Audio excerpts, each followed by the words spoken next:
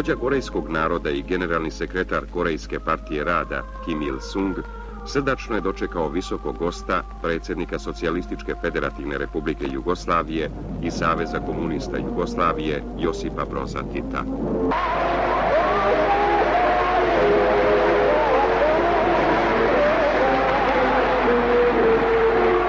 Predsjednik Tito dočekivan je poklicima, igrom, pesmom i neviđenim oduševljenjem.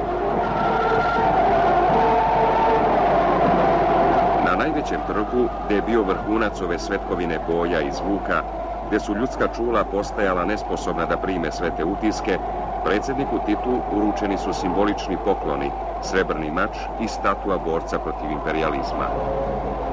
U razgovorima predsjednika Tita i Kim Il-sunga ispoljila se bliskost i podudarnost gledišta o mnogim aktuelnim pitanjima današnjeg sveta. Na stadionu u Pjongjangu u čast predsjednika Tita održana je veličanstvena manifestacija. Predsjedniku Socijalističke federativne republike Jugoslavije Josipu Brozu Titu uručene su povelja počasnog građanina i zastava Pjongjanga. Sledio je nezaboravni spektakl.